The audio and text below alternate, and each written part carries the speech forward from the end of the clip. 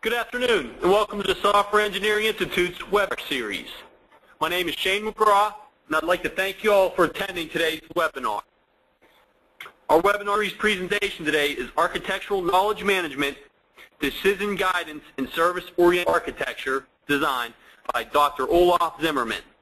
And Olaf is joining us from Zurich. And now I'd like to turn the presentation over to Olaf. Thank you very much for the kind introduction, Shane. Hello, everybody. As we've already heard, the theme of today is architectural knowledge management. And I really have two objectives that correspond to the two hats I'm wearing. First and foremost, as we've heard, I'm a practicing architect. So it's a great pleasure for me to be presenting here in this SEI webinar series, Software Architecture Heartland, if you will. So I plan to share some of the knowledge I gained on SOA, Service-Oriented Architecture Design, on my own industry projects with you. So that will be my first objective. And then the second objective, I'm going to propose and present a novel, innovative way of sharing such knowledge.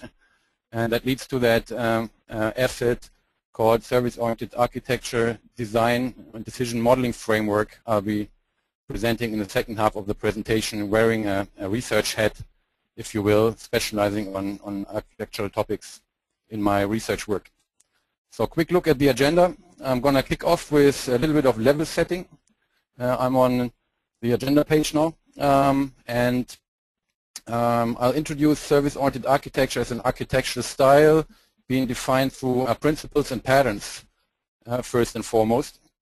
As we'll see, very much in line with the way SOA gets introduced or has been introduced in earlier installments of the SEI webinar series, namely in presentations given by Grace Lewis and colleagues. I'll then present two industry case studies, two production solutions that went live more than 5 years ago, both of them, one from the finance industry and one from the telecommunications industry, to kind of illustrate the principles and patterns and also already discuss some of the architectural decisions we made when creating these architectures and when designing and developing these solutions. We'll then take a deeper dive into one important subtopic of architectural knowledge management, and that's the architectural decisions. Well, as architects, we're all supposed to document them quite diligently and rigorously. So we'll look at some assets in this space that are suggested in general purpose software engineering methods and more specialized architecture design methods. Get back to some examples along the way and then move on to something a bit more advanced. I noticed on my projects that we can do a little more with this concept, rather powerful concept of an architectural decision than just documenting them. We can actually use them to guide the upfront design work, or also in an agile setting, the design work.